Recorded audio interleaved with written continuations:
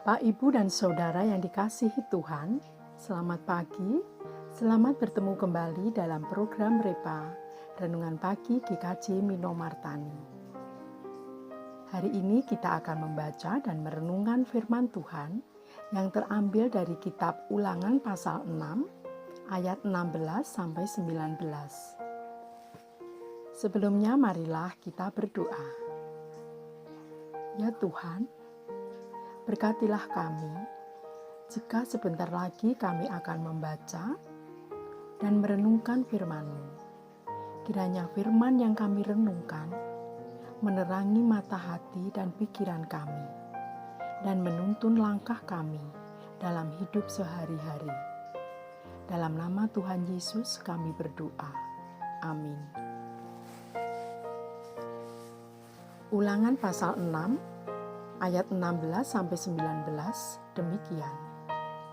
Janganlah kamu mencobai Tuhan Allahmu, seperti kamu mencobai Dia di masa.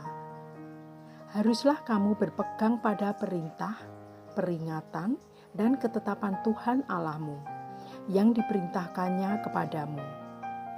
Haruslah engkau melakukan apa yang benar dan baik di mata Tuhan, supaya baik keadaanmu, dan engkau memasuki dan menduduki negeri yang baik, yang dijanjikan Tuhan dengan sumpah kepada nenek moyangmu, dengan mengusir semua musuhmu dari hadapanmu, seperti yang difirmankan Tuhan.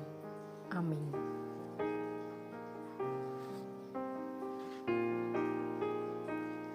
Tema renungan saat ini adalah melawan pencobaan.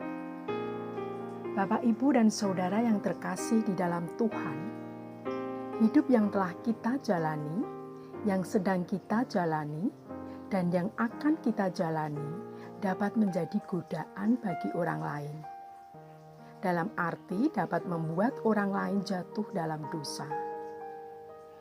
Ulangan pasal 6 ayat 10-25 menjadi pengingat bagi hidup umat, yaitu umat Israel di kemudian hari, yaitu ketika nanti umat tiba di tanah perjanjian. Di tanah perjanjian itu, bangsa Israel akan menghadapi godaan, yaitu Allah bangsa Kanaan. Umat Tuhan dipanggil agar dengan sungguh-sungguh mendengarkan dan mengikuti firman Tuhan, bahwa Tuhanlah yang membawa nenek moyang mereka keluar dari perbudakan di Mesir. Karena itu haruslah mereka hidup dengan hormat dan taat kepada Tuhan. Hal itu kiranya diajarkan kepada anak-anak mereka agar generasi selanjutnya juga tahu bahwa Israel dapat sampai di tanah Kanaan hanya karena perkenaan Tuhan. Dengan demikian, mereka tidak mudah tergoda oleh Allah bangsa Kanaan. Bapak, Ibu, dan Saudara, kita pun juga menerima panggilan yang sama, karena hidup kita akan selalu berhadapan dengan godaan yang datang tanpa harus diundang. Apapun yang terjadi dalam hidup kita dapat menjadi godaan bagi kita. Contohnya dalam hidup berkeluarga. Karena lupa, maka ada hal yang tidak dapat terwujud. Lalu terjadilah pertengkaran. Hal semacam itu tidak harus terjadi jika anggota keluarga saling sadar bahwa lupa adalah hal yang tidak disengaja. Dan tentu masih banyak contoh yang lainnya.